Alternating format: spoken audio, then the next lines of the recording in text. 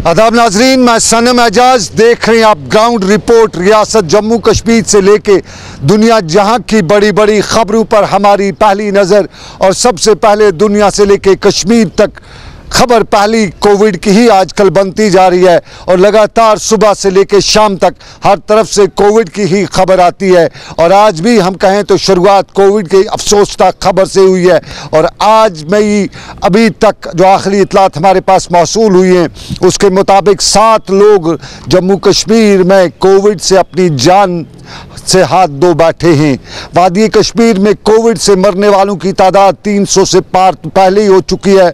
Positive case की तादाद 19,000 के करीब भी पहुंच चुकी है जम्मू कश्मीर में। और इस सारे के बीच में अच्छी खासी तादाद में लोग रिकवर भी हो रहे हैं। लेकिन एक बार फिर कोविड हमारे बुजुर्गों को, हमारे नौजवानों को, हमारे डॉक्टरों को मार रहा है। और आज भी ऐसा हुआ है। आज सुबह सुबह पहली खबर यही आई कि श्रीनगर के शिवपुरा इलाके की एक 70 से 75 साल खातून कोविड का शिकार होते हुए जिंदगी की जंग हार बैठी। और फिर खबर यही आई कि बटवालू का 70 साल शख्स कोविड का शिकार हुआ। और फिर ये मालूम हुआ कि सीआरपीएफ की 198 बटालियन का 55 साल का एहलकार भी कोविड की मौत मारा गया। और फिर यही बताया गया कि शोपिया के कीगाम इलाके की खातून जिसकी उम्र 60 से 65 साल के दरमियान कोविड की लड़ाई लड़ते लड़ते जिंदगी की जंग हार बैठी। और बाद दोपहर मालूम हुआ कि हुमामा श्रीनगर का 55 साल शख्स और वो भी कोविड का शिकार हुआ। और उसके साथ साथ दिलना बारामूला के शख्स की मौत की भी खबर आई। बताया गया कि वो लगभग 70 साल की उम्र की खातून थी। और उसके साथ यही बताया गया कि बारामूला के नज़दीक के इलाके का भी शख्स जो है वो 75 साल उम्र जिसकी, वो भी मारा गया। कुल मिला के सुबह से लेकर शाम गए तक आजकल हर तरफ से कोविड के हवाले से ही खबरें आती हैं। और अमवात जहाँ सबसे पहले हैं वहीं शहर श्रीनगर से लेकर दुनिया जहां में कोविड के पॉजिटिव केसेस की तादाद को भी गिना जाता है। और उस तादाद में अब कश्मीर वादी में सबसे ज़्यादा बड़ी तादाद अगर कही जाए तो उन लोगों की आती है जिन्हें हम ट्रैवलर्स तो सरकारी ज़ुबान में कहते हैं, लेकिन आम कश्मीरी उन्हें गैर रियासती मजदूर कहते हैं। और उस सारे के हवाले से ये भी बताया जाता है कि कश्मीर में कहीं न कहीं एक वबा जो थी, इस वबा में एक और कैटलिस्ट का काम ये भी हुआ है। लेकिन फिर भी कश्मीर में तादाद जो है बराबर बढ़ती ही जा रही है। और कोविड के पॉजिटिव केसेस के साथ साथ शहर श्रीनगर से लेकर वादी कश्मीर और दुनिया जहां में लॉकडाउन का भी मामला रहता है। और लॉकडाउन जहां ख़त्म हुआ, आज दूसरा दिन था लॉकडाउन के खोले जाने का। और ईद से पहले लॉकडाउन के खोले जाने का जो सिलसिला हमने देखा, उस सिलसिले की झलक शहर श्रीनगर से लेकर वादी कश्मीर के दूसरे हिस्सों में कुछ आज इस तरह की थी। भीड़ उमड़ आई थी खरीदारी करने के लिए, लेकिन शायद ये भूल गए थे कि ये कोविड का वायरस इस ईद पर भी यहीं मौजूद है, कहीं इधर उधर नहीं गया है। शायद शहर में खरीदारी करने वो लोग ये भूल गए थे कि कोविड का वायरस बराबर 24 घंटे रोड पर रहता है। 24 घंटे में किसी भी वक्त आप पे हमला कर सकता है। और शायद आज लोग ये भी भूल गए थे कि बकरे की खरीदारी हो या रोटी की खरीदारी, इस सब के मामलात के बीच में कोई ऐसा शख्स ज़रूर हो सकता है जो आपके लिए बहुत बड़ा ख़तरा भी बन सकता है। उससे एहतियात करने की ज़रूरत थी, लेकिन हो नहीं रही थी। हालात की अक्कासी यही कह रही थी कि ज़मीनी हक़ाइक़ जितने भी ना बदले हों, लोग भी साथ में नहीं बदले हैं। एक झलक शहर श्रीनगर की, एक झलक वादी कश्मीर के दूसरे हिस्सों की, एक झलक राजौरी की, पुंछ डोडा की, हर इलाके की एक एक झलक।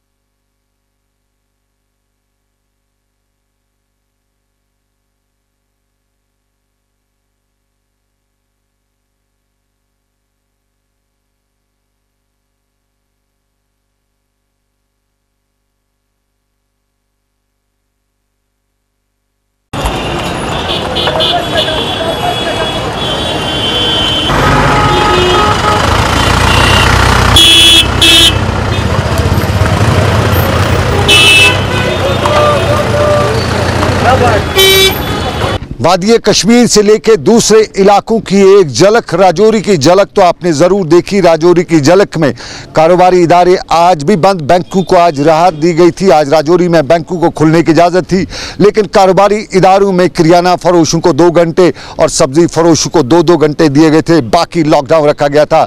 राजौरी पुंछ की इंतज़ामिया ने यह फैसला लिया था। लेकिन वादी कश्मीर में शहर कहें तो हार्ट ऑफ द कश्मीर कहें तो श्रीनगर, और श्रीनगर में गोनीखन के बाजार में मच्छी बाजार ही नहीं, सबसे गंदे बाजार की आज मिसाल पेश की जा सकती थी।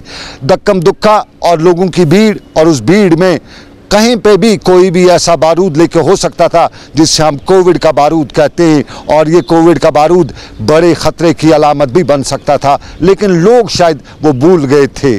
और इस सारे के बीच में अब दूसरे पहलू पर चलते हैं, तो दूसरे पहलू पे लाइन ऑफ कंट्रोल गर्म। कल आपको याद होगा मत्सल से लेके उड़ी तक गोलाबारी हुई थी, और उस गोलाबारी में वहाँ काफ़ी नुकसान भी हुआ था। एक पोर्टर के मारे जाने की खबर भी है उड़ी में। लेकिन इस सारे के साथ साथ इलाके के हालात बहुत कशीदा है। बारामूला में इरशाद हमारे साथ में हैं, वो इस इलाके में गए थे और उन्होंने ज़मीनी हक़ाइक़ देखते हुए कुछ यूँ भी देखा।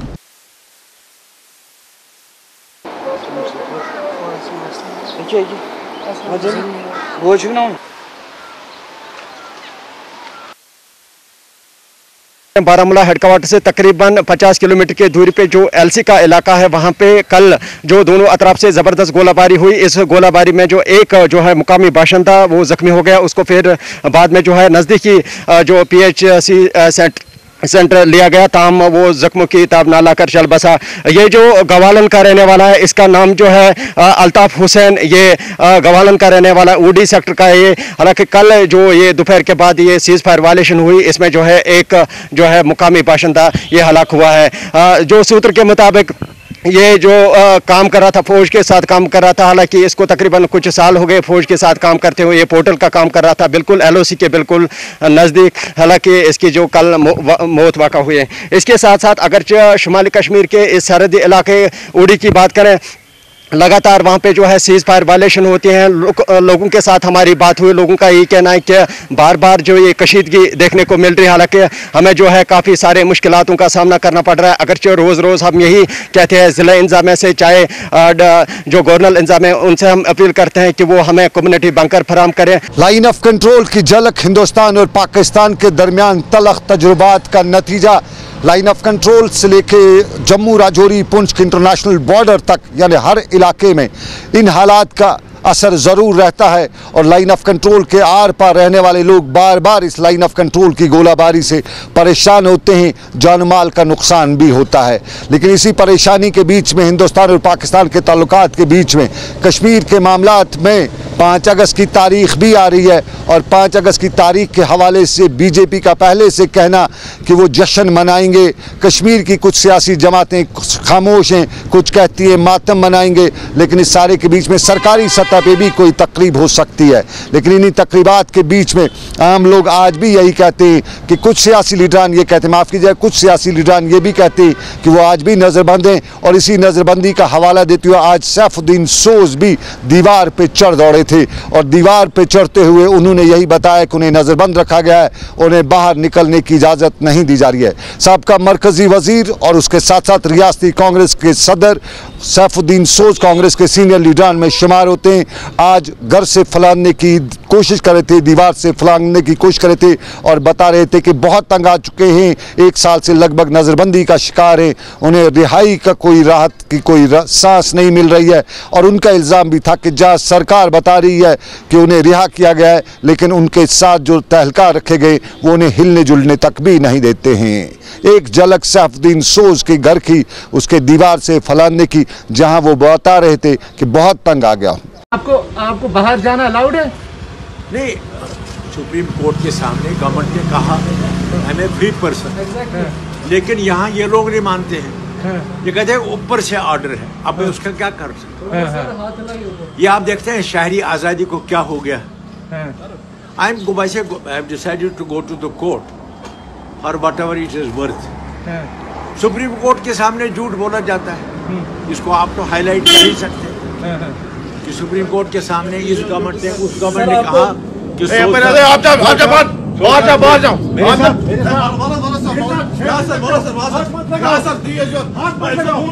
और चलिए अब दूसरे पहलू पर, अवामी मुद्दे पर, श्रीनगर के बिमना इलाके का हिलाल अहमद स्कॉलर।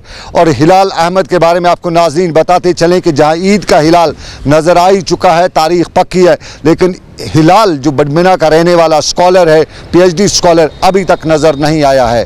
हमने बटमालू श्रीनगर की प्रेस कॉलोनी में उनके लवाकीन को आज मुजाहरा करते हुए देखा। हमने जो कुछ देखा वह हमने ग्राउंड से वहीं पे रिपोर्ट भी किया। दिखाते हैं ये मंजर। हाँ, हमको बच्चे को और पुलिस से खासकर यही आप भाई हैं उसके। मुझे बेटा बताओ, आप हिलाल से छोटे बड़े? मैं हिलाल से बड़ा हूँ, वो मुझसे छोटे हैं 6 साल। आपसे छोटा 6 साल? जी 6 साल। तो ये जब वाक़ा हुआ, ये इस वक्त क्या आपके पास खबरें हैं? कई खबर निकल के आ रही है हिलाल कहाँ है? कुछ हमें तो उसके बारे में अभी तक कुछ भी पता नहीं चला, कुछ भी पता नहीं चला। 14 जून से कंटिन्यूसली 14 जून को वो घर से निकले हैं, तो 14 जून से अब तक हम उसको ढूंढ रहे हैं, कुछ पता नहीं चल रहा है। कोई भी, किसी के पास भी कोई भी इंफॉर्मेशन नहीं है। अलबत्ता ये सब ने बताया कि नारानाग आया है, नारानाग से फिर ऊपर चढ़ा है। फिर ऊपर क्या हुआ है, कैसे हुआ है, वापस आपका मोबाइल वगैरह उसका जो है, यूजुअली मोबाइल पे ट्रैकिंग वगैरह होती है, मोबाइल पे कोई डिटेल्स निकाल लिया आपने? मोबाइल नंबर हमने पुलिस एडमिनिस्ट्रेशन को दे दिया, मोबाइल नंबर, उन्होंने भी रिकॉर्ड्स निकाले होंगे। तो लास्ट की मैसेज मेरे भाई ने मुझे ये की कि may be my network will get lag of soon, will return by evening. तो मैं इवनिंग तक वापस आ जाऊंगा। तो हम इसी उम्मीद के साथ थे कि वो इवनिंग में वापस आ जाएगा, 6-7 बजे वापस आ जाएगा। लेकिन अब तक हम वेट कर रहे हैं कि वो आ जाएगा, लेकिन अभी तक नहीं आया। एडमिनिस्ट्रेशन के पास कहीं आप गए कभी? कुछ एडमिनिस्ट्रेशन के पास हम गए, हम सब के पास गए। हम ये डिनाई नहीं करेंगे कि किसी ने हेल्प नहीं करी, सब ने हेल्प करी, लेकिन वो हेल्प हमें नहीं मिली जिससे हमें अपने भाई का पता चल जाए कि वो कैसे है। चलिए बात हिलाल की। ईद का हिलाल नज़र आ चुका है, बिमना के हिलाल का इंतज़ार है, लेकिन नाजरीन बताएं कि ईद के हिलाल के साथ साथ कुर्बानी के लिए बकरे जो वादी कश्मीर में पहुंचाए गए हैं, उनकी कीमतों पे कोई कंट्रोल नहीं हो रहा है। निरखनामे तो सरकार ने मुकर्रर किए हैं, लेकिन उन निरखनामों पर ना श्रीनगर में ना वादी कश्मीर के किसी और जगह पे कोई भी अमल दरामद होता है और मनमाने दामों पर ये बकरे फ़रोख्त किए जाते हैं। आम आदमी भी कुर्बानी करना चाहे, लेकिन उसकी औकात, लगभग उसकी बसात जो है वो इसकी इजाज़त भी नहीं देती, क्योंकि हालात कश्मीर के इस तरह के हैं कि इन दिनों कसम पुरसी के आलम से हर कोई दो चार है। लेकिन फिर भी कोशिश करते करते भी आज अब ये जो कीमतें हैं ये उसकी इजाज़त नहीं देते हैं। लोगों की भी राय इस पे है और लोग भी यही कहते हैं कि महंगाई मार रही है अगर कुछ बचा है।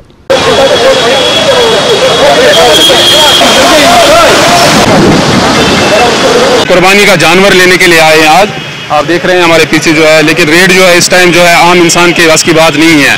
गवर्नमेंट ने 210 या 220 का रेट जो है फी केजी खड़ा जो है वो बेचने को कहा है, लेकिन इस टाइम जो बाजार में जो इस वक्त है वो 300 के करीब रेट दे रहे हैं। बहुत ज़्यादा रेट है, आवाम को लूटा जा रहा है। अगर गवर्नमेंट ने कोई कदम उठाया, रेट उन्होंने जारी किया कि 230 रुपये 220 रुपये, तो वही होना चाहिए। बकरा फरोश दाम मनमाने लगाए हुए, लेकिन बाजारों में भी मनमाने दाम है। ताहम पुलिस भी हरकत में है, अमूर सार्फिन महकमा भी हरकत में है और अमूर सार्फिन महकमे के साथ साथ पुलिस के एहलकार सड़क पे, रोड पे, दुकान पे जाते हुए मार्केट को कंट्रोल करने की कोशिश करते हैं। और वादी कश्मीर के कई इलाकों में आज हमने देखा कहीं पुलिस मार्केट पे चेकिंग करी थी, तो कहीं अमूर सार्फिन महकमा, कहीं तहसीलदार थे, तो कहीं SDPOs या जो दूसरे अहदेदार हैं वो रोड पे, वो बाजार में महंगाई पर कंट्रोल करने की कोशिश कर रहे थे। एक झलक मुख्तलिफ इलाकों की एक साथ में।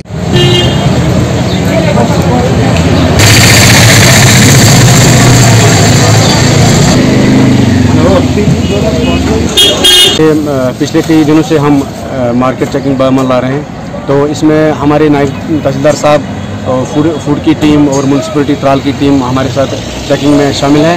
तो पिछले कई रोज़ से हमने चेकिंग बरामद लाई है और चेकिंग के दौरान हमने कई दुकानदारों का जिनको जुर्माना भी किया है और कोई सब्ज़ी फरोशों की जो सब्ज़ी ख़राब थी उनको भी हमने वो मौका डिस्ट्रॉय किया है।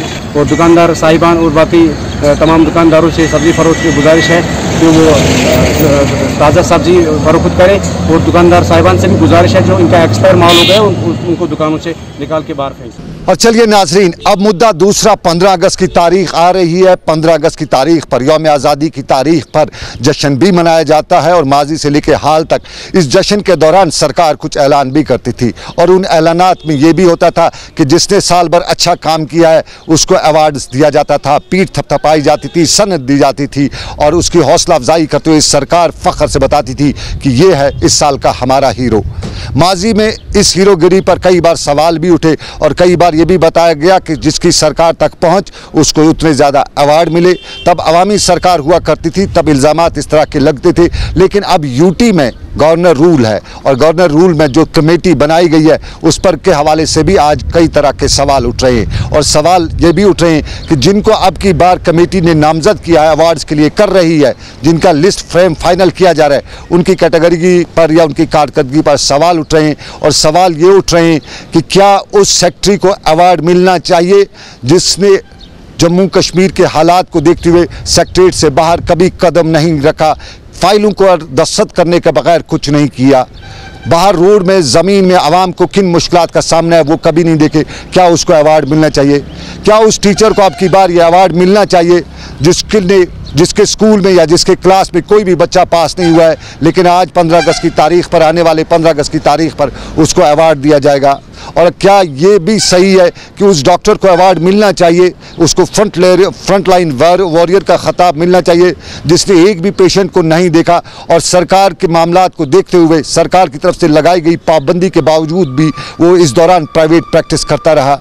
और क्या उस सहाफ़ी को मिलना चाहिए जिसकी सारी स्टोरी सोशल मीडिया पर फेसबुक पर आई हैं, किसी और जगह उसकी कोई क्रेडिबिलिटी, क्या उसकी क्रेडिट लाइन नहीं आई है, क्या उसको ये अवार्ड मिलना चाहिए? और आम लोगों से लेकर ख़ास लोग, कुछ लोग ये भी बता रहे हैं कि अब की बार भी शायद वही पुरानी रिवायत दोहराई जा रही है और ये अवार्ड सिर्फ उन्हीं लोगों को मिलेगा जिनकी जितनी पहुंच होगी या जिनके ज़्यादा दोस्त अहबाब होंगे या वो जितने उस स्क्रीनिंग कमेटी को जानते होंगे। स्क्रीनिंग कमेटी के हवाले से भी गुजारिश कि थोड़ा सा ज़मीनी हक़ाइक़ देखें, छानबीन करें कि जिसको अब की बार ये अवार्ड दिया जाएगा क्या वो वाकई इसका हकदार है। जो अवार्ड्स दिए जाते हैं मतलब 15 अगस्त पे मतलब बहुत सारी कैटेगरीज़ में अवार्ड दिए जाते हैं लेकिन लोगों को उतना यकीन नहीं है कि मतलब जो विनर होगा वो डिज़र्व करता भी है या नहीं करता है, क्योंकि मतलब यूजुअली ये कंसेप्ट है, मतलब ये कहा जाता है कि मतलब कमेटी जो ये अवार्ड मतलब जो देती है वो कमेटी, अगर आपका कोई इन्फ्लुएंस होगा तो आप भी अवार्ड हासिल कर पाएंगे।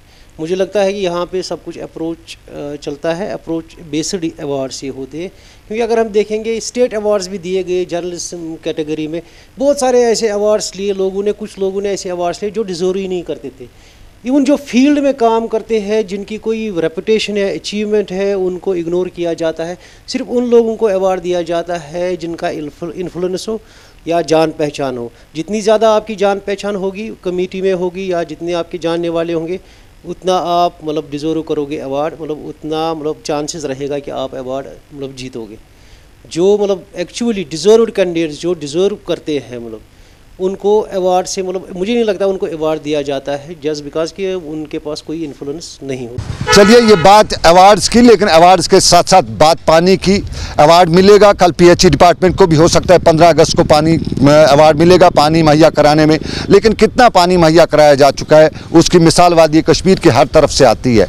हर जगह यही पूछा जाता है कि पानी क्यों नहीं है। नॉर्थ कश्मीर हो, साउथ कश्मीर हो, दरियाई जहलम के किनारे हों या दरियाई सिंध के किनारे, हर जगह से पानी की कमी की शिकायतें आती हैं और ये डिपार्टमेंट यही बता रहा है कि पानी मिल रहा है, लेकिन किसको मिल रहा है? ज़रा लोगों से भी पूछे कौन क्यों हाहाकार मचा रहे हैं? क्या लोग इस मुफ्त में ये सब कुछ कर रहे हैं और पीएचई डिपार्टमेंट कुछ नहीं कर रहा है?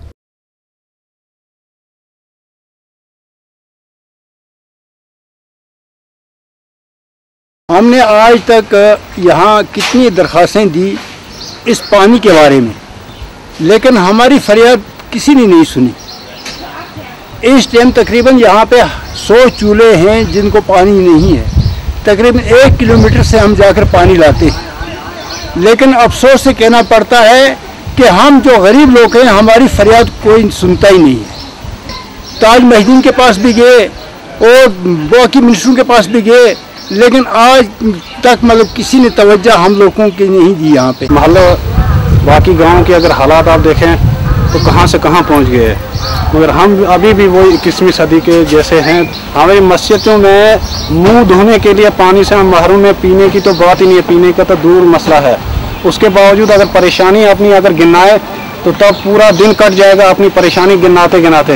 ये नाला देखो, ये दरिया सिंध से वाबस्ता है ये नाला, और विंटर में यहाँ इतनी बड़ी प्रॉब्लम है कि तकरीबन 130 प्लस यहाँ घर, यहाँ से जो ग्लेशियर आता है उस ग्लेशियर के चपेट में है। तकरीबन पिछले 5 साल से लगातार हम एप्लीकेशनें डाल रहे हैं कि यहाँ इसके लिए अगर 2-3 ट्रंच अगर बन जाए। पीएचई डिपार्टमेंट कुछ नहीं कर रहा है। बहुत सी जगहों से लोग इस तरह का बता रहे हैं, अक्सर इलाकों से इस तरह की शिकायत आ रही है, लेकिन हमारे यहाँ महकमे सेहत के भी कुछ पुर्जे ढीले हैं। आपको नाज़रीन बताते चलें कि कैंपेन चली है डोनेट प्लाज्मा कीजिए, और डोनेट प्लाज्मा के दौरान सोपोर के 2 अफराद भी श्रीनगर आज आए थे। वो कोविड के पॉजिटिव थे और 20 दिन का क्वारंटीन निकालने के बाद, 14 दिन का क्वारंटीन होने के बाद, इलाज कराने के बाद नेगेटिव होकर घर चले गए, और फिर उन्होंने भी सोचा कि प्लाज्मा डोनेशन से किसी की ज़िंदगी बच सकती है। करीबन 20 दिन इलाज पाने के बाद, घर में रहने के बाद आज वो दोबारा आए, लेकिन श्रीनगर अस्पताल में उनका इल्जाम है कि उनका प्लाज्मा नहीं लिया गया। Sir, those who Srinagar आमद to donate the plasma. Ji. Because I have completed my quarantine. तो संशय होता है वो एयरपोर्ट नहीं ब्रेक सर. जी जी. सर अब मैं सर जब यहाँ आया तो यहाँ डिफरेंट प्रोटोकॉल है। यहाँ ये बोलते हैं कि वन कैन डोनेट आफ्टर देमिस नेगेटिव ही टाइम पता क्या है कि 128 रोज के लिए। यस. सर मैं रिक्वेस्ट बाकियन जायन 14 तो साउथ इंडिया मज बाकियन जायन once positive patient comes negative he can donate the plasma after 14 days. Ji.